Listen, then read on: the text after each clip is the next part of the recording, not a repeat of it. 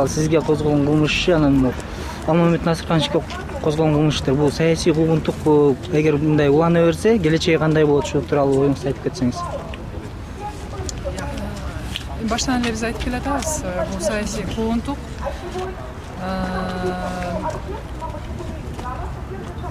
баягы иш менен таанышып көргөн адам деле, иш менен таанышпаган адам деле ушул баягы эки Алмамбет Насыркановичтин үстүнөн козголгон кылмыш иши боюнча, менин үстүмөн козголгон иши боюнча баягы аз-маз маалыматы бар адам деле бул саясий куугунтук экенине терең ишенет.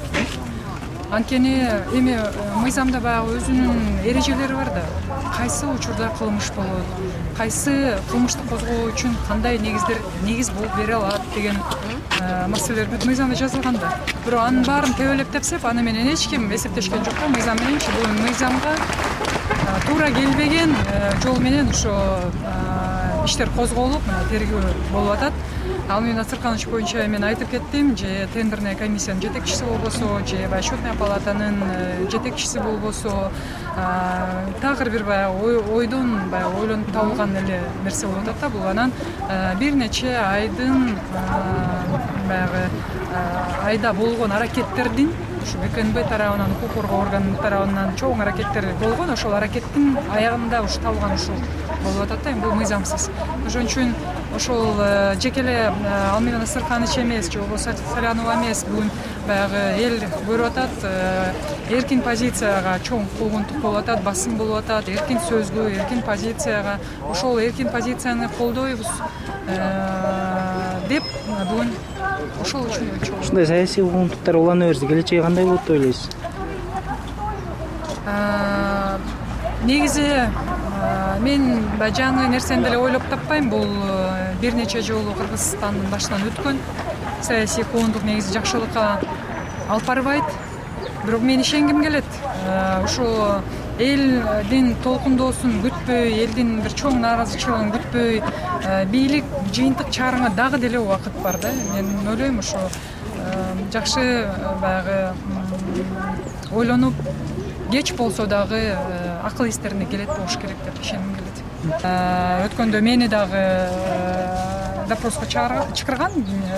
Мен баягы келип кеткенден кийин дагы жакынкы күндөргө чакырган болчу, бирок адвокаттын башка процессте катышканына байланыштуу, народный парламентке тиешелүү процессте катышкандыгына байланыштуу биздин процесс жылды. Эми дагы жакында келет болуш керек кайра чакыруу. Иште болсо, мисалы, козгогондо эле аны коомчулук бүт эле билип калды окшойт дейм. Козгогондо, мисалы үчүн жазган Елисеев ошол лицензияны алып алып дейт, Кыргызстандан лицензияны алып алып, анан барып Латвиядан фирма чыккан. Ошол лицензия ошол Елисеевке бир шарттарды жашаганга, иштегенге Латвиядан түзүп берген дейт. Биз бүгүн алган маалыматтардын ичинде, официалдуу расмий маалыматтардын ичинде, анын ичинде парламенттин, Латвиянын парламентинин расмий жообун алгандан кийин бүгүн мисалы үчүн муну ГКНБ да билет, бирок эч кандай реакция кылган жок. Ал фирма лицензия берилгенден 2 ай мурун ачылган экен фирма. Тескерисинче фирманы ачып алып, анан 2 айдан кийин лицензия алып атат да. Бирок ачыктан ачык эле ошол козголгон кылмыш ишинде ошо токтомдо жазып атышпайбы булар?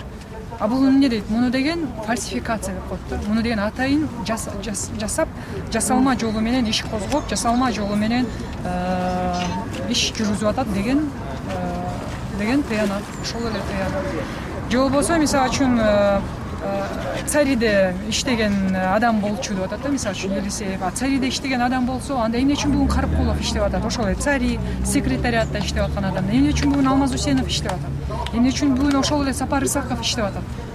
Деген маселелер бар да. Эмне үчүн бүгүн ошол эле Нацбанкта, мисалы үчүн жетекчиси, мисалы үчүн алар баары ошол структурада иштеген да. Мен аларды иштебесин, же болбосо аларды баягы жалпысынан алып туруп эле булар жаман деп айтпайм. Бирок ошентип жазып атканда, мисалы үчүн бул Елисеев Цариде иштеген, бул өзүн компрометировать эткен институт болчу деп жазгандан мурун, токтомго жазгандан мурун адамдар ойлонуш керек да, туурабы? Бирок андай ой жок. Анткени тегиз, калыс бир подход болсун деген андай ой жок. Ой бир эле куугунтукташ керек, коркутуш керек. Башка максат жок.